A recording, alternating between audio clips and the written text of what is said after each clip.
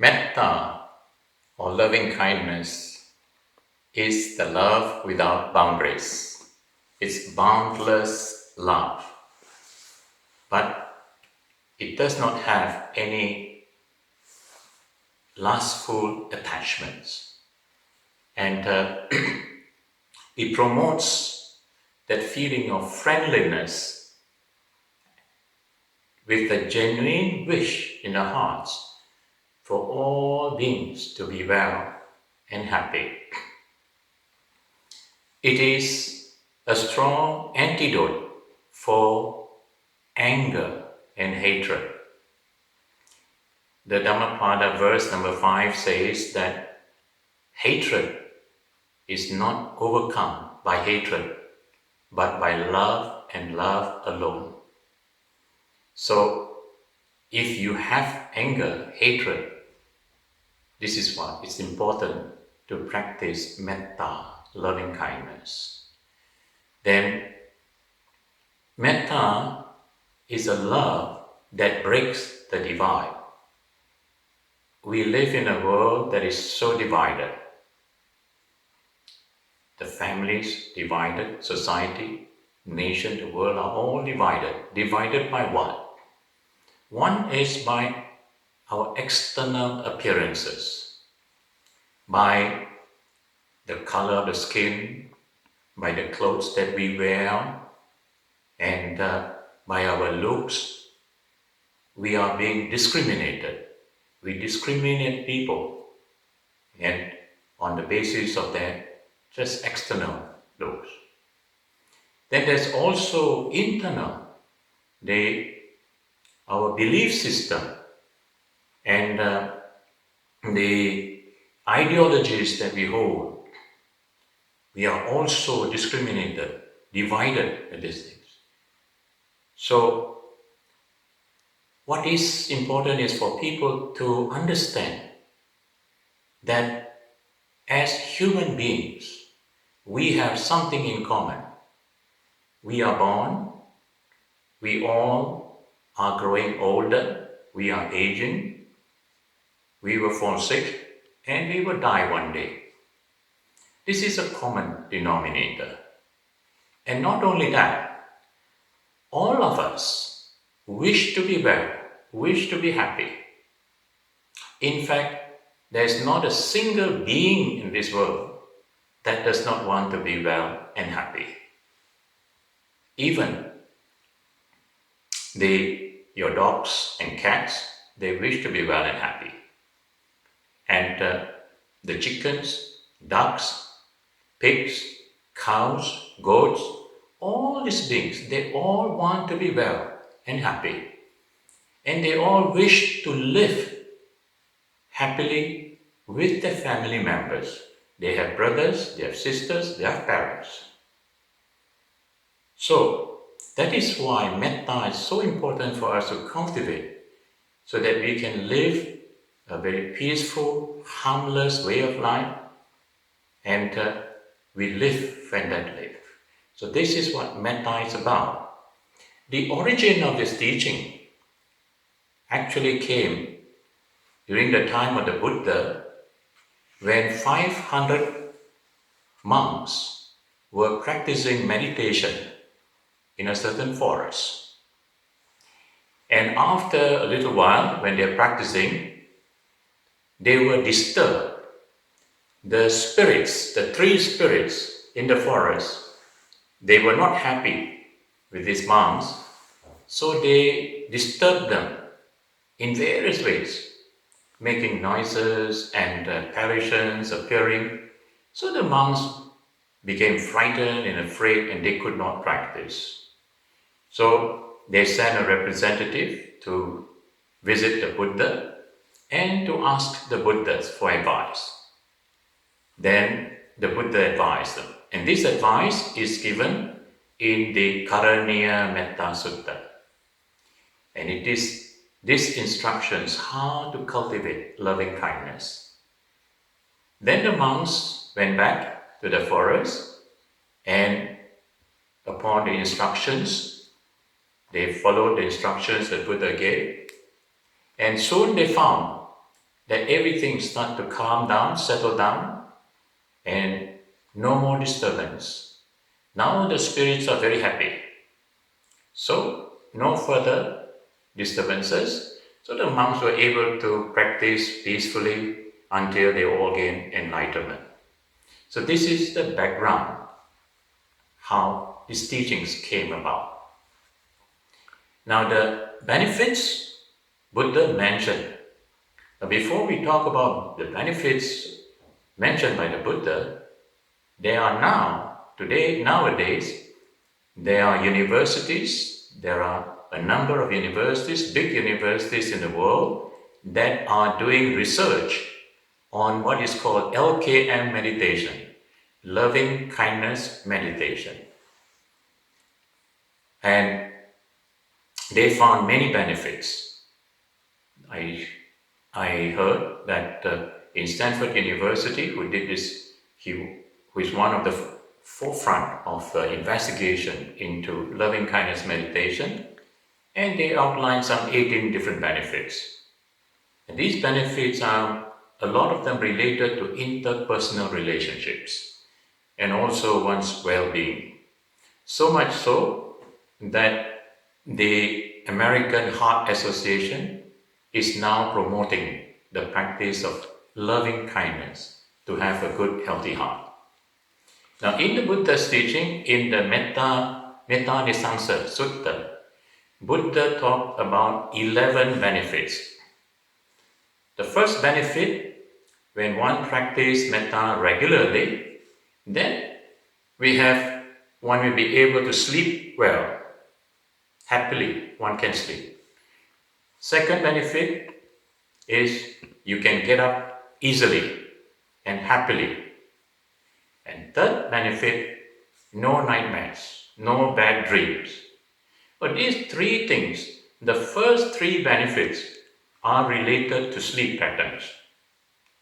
And it is so relevant these days because there's so many young people, not so many young, but even older people, find difficulty to sleep properly.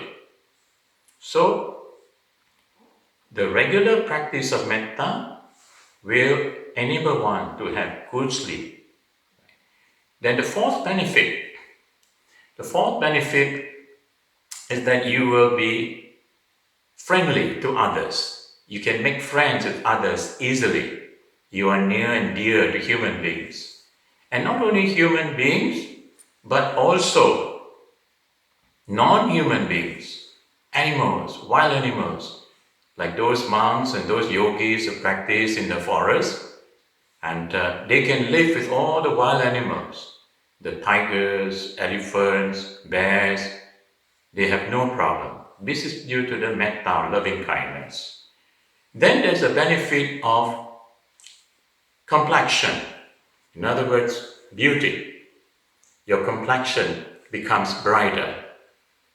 Then, so you don't have to spend too much time and money on makeups and so on.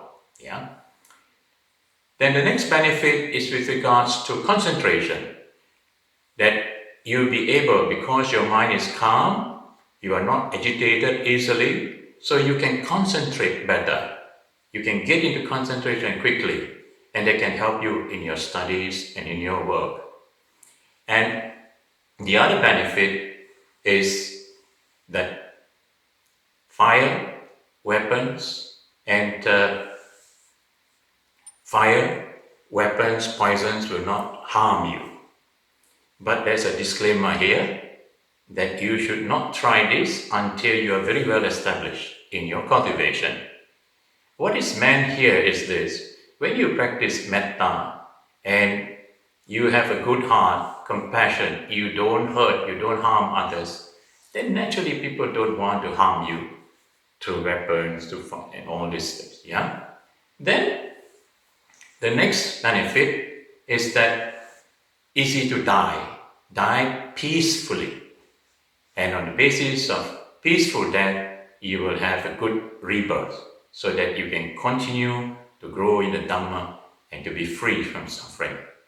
So now about the practice of metta, how to practice this loving kindness. In the Karanya Metta Sutta outlines the instructions how to practice. And in the first part, it talks about the virtues, the qualities which you need to cultivate.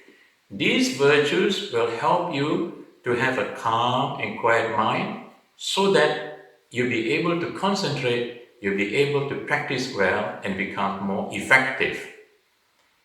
And it is in the commentaries that explains step-by-step practice. There are many different ways that you can do metta meditation, but there are two common ones, and I shall talk a little bit about these two common approach. One is the approach towards individuals. So you start with yourself, wishing yourself well and happy, and not to over-focus too much on yourself.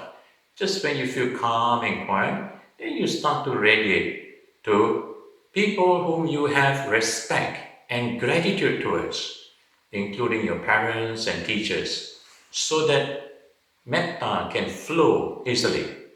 And after that, when you can do that, then you do towards somebody who is not neutral, not so well known to you, just your acquaintances, and even to unknown people, people whom you see in the streets, you can still wish them well and happy. Once you're able to do that, then you take on to another level, people who are difficult to you. In other words, even your enemies, your rivals, you take them out in your mind and wish them to be well and happy. And if you can do that, then your metta becomes very good because you have broken all the barriers. And that's how your metta becomes more powerful, that you can wish that all beings to be well and happy. Now that is the approach of individuals. The next approach is directional. That means in different directions. There are north, south, east, west, and then in between, and then above and below. 10 different directions. But if that's difficult for you, then just simplify it. Those in front, on your right, behind, left, above and below. It also covers all the directions. Now, what I will do is, during this time when there is so much of fear, there's so much of worries, and there is this pandemic outbreak, so let us spend just few minutes to radiate metta all around you, so that you build up the kind of aura around you that will help to protect and at the spiritual level. Yeah. So just bring your minds within and observe the calm, the quietness within. Wherever you are, once you can feel the calm, the quietness within, just tell yourself to be well, be happy, and feel. Important thing is to feel that sense of well-being, and then you keep a smile. Now, just as you wish to be well and happy, spread out loving kindness all around you, above, below, and all around. Just wish that everyone, all within your room, in your house, in whatever building that you are in, that all beings are well and happy, free from anger, free from enmity, from hatred and grudges. May they be free from sufferings, from fear, from worries, from anxieties, and may they dwell in peace and harmony. Going beyond the boundaries of your house or whatever building that you're in, to all the neighborhood, and reaching out to the whole city, the whole country, and beyond your country to all the neighboring countries, all the neighboring islands, covering the whole world. and all the realms of existence, known or unknown to us, seen or unseen, that may all beings be well and happy. All beings be well and happy. May they be free from harm, free from dangers.